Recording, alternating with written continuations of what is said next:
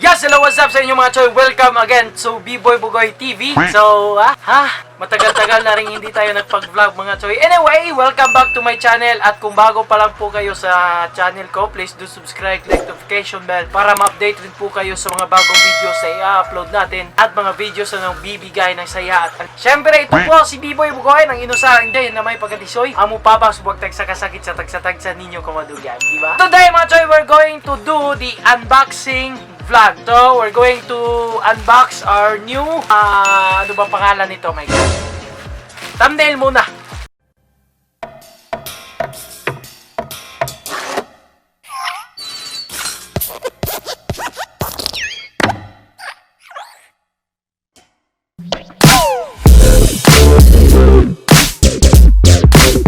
Thumbnail muna mga choy! Suppose! O diba? Yan lang tayo gumawa ng thumbnail eh.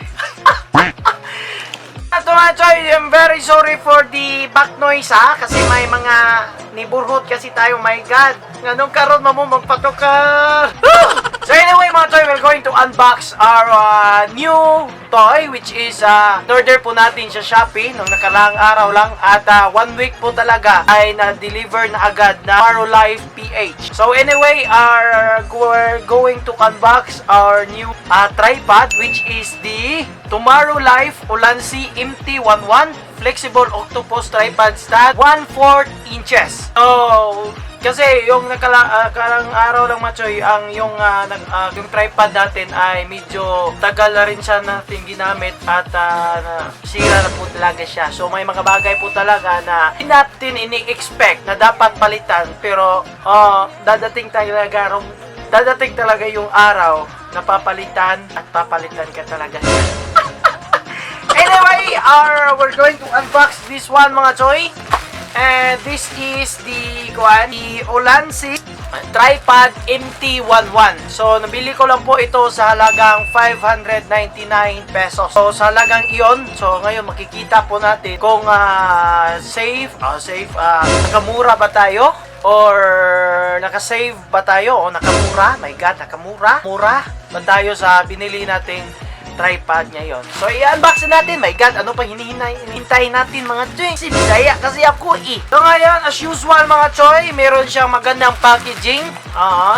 Ipapadala ko rin po ito sa seller, which is the Tomorrow Life PH. Actually, siguro, yung na-orderan kong shop, yun talaga yung official shop nila sa Shopee ng Tomorrow Life. Anyway, now, let's unbox this one. O, diba? Walang kung ano-ano at tinanggal.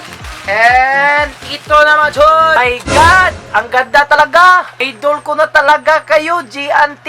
Oo, diba? As usual, as expected mga choy, kung sila talaga yung di-deliver, in a way, marami talaga silang parcel na i-deliver.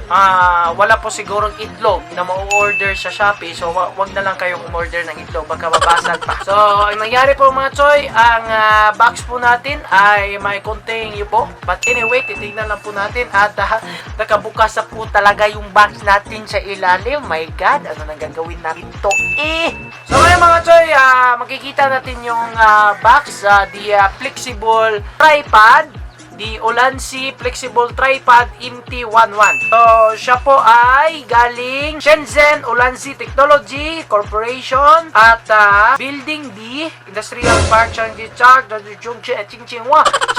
China. At meron po silang official website mga choy which is ang Ulanzi, www.ulanzi.com, and ito pa ay designed by the Ulanzi in Shenzhen, assembled in China. So made in China po talaga siya as usual pag Shopee. Pero yung ibang product lang ay maliit lang talaga yung chance na may product sa Shopee na hindi po talaga China. So, anyway, let's see what's inside the box.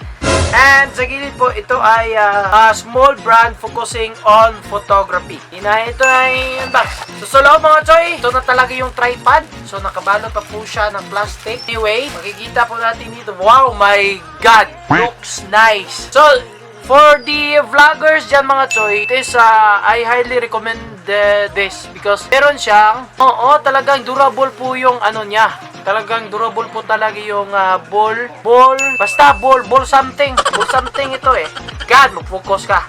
So, durable po talaga yung ball something niya. At dito, sa harap, meron po tayong product name, which is the, ano yan? All Lens MT11. So, metal po ang kanyang ball point dito, or the ball head.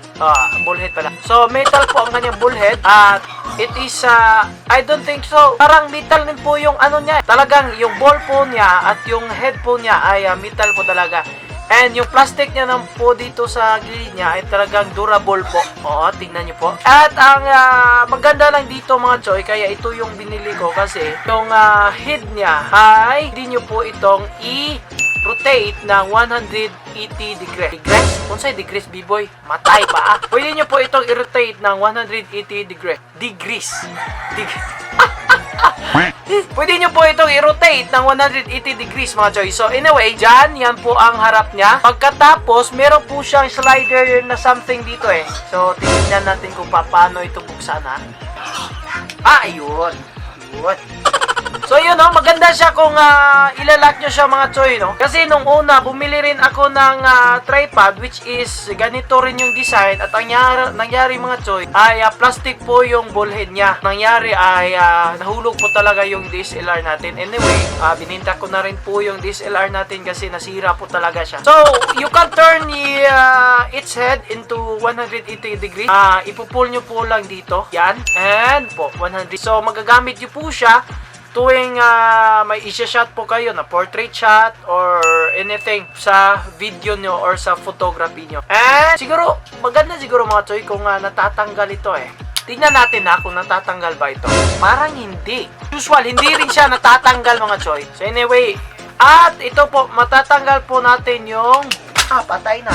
Yawa. And ito po mga choy, matatanggal rin po natin yung ball head niya. Ito po yung close-up shot niya. And makikita po natin sa ilalim mga choy, which is purely metal po. Metal. So, bakal po talaga siya. Bakal po talaga siya. Bisaya po talaga bakal po talaga siya. Bakal po talaga yung nasa ilalim ng mga choy. So, ligtas po sa inyong mga DSLR. At siguro, swak lang po yung sakto-sakto lang po yun sa budget yung product na ang ganda. So siguro maganda siya at stable na po ito sa photography ko. And for vlogging mga choy, siguro kasi ganda kasi pag na-vlog ka mga choy at meron kang device which is your device is you're using DSLR device, mas maganda po talaga mga choy. Parang meron kang hard. So mas maganda talaga choy pag meron kang magagamit na tripod. So iti-test na lang po natin to at magpapakita lang po ako ng vlog sa inyo gamit ang tripod Anyway, that was our vlog for today mga choy. Thank you so much for this viewing, for this vlog. I hope may natutunan kayo maliban lang sa pagsasalita ko kasi may Bisaya accent po talaga tayo. At lalo na ngayon ay everyday na po tayo sa radio station which is we are plain Bisaya language. So, mangyayari mga choy, kasi based on my experience lang kasi ang nangyayari mga choy, kung magamit ka ng Bisaya in your broadcast live or in your entertainment live, my radio live, and kuan mga choy, yung basta yung gusto kong magsabi ng Tagalog, ang lumalabas sa bibig ko ay parang yes talaga, my God. Anyway, Bisaya talaga. So anyway, thank you so much for yung first vlog. Boy, okay again, ang DJ nga may pagkatyo sa yung papasubuag tayo sa kasakit sa nagtatang sa inyong kabalugan. So kung iuihan mo sa akong vlog mga choy, ay no, pag-uwi niya, subscribe lang yan po mo, click notification bell para ma-update mo sa akong mga bagong videos i-upload. Thank you so much, bye bye, keep safe as always, bye bye.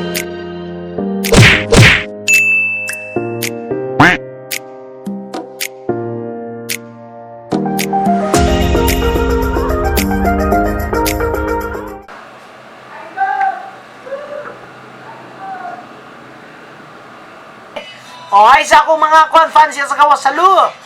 Ubay-ubay kitag fans nga nagpaabot diri mga choy kay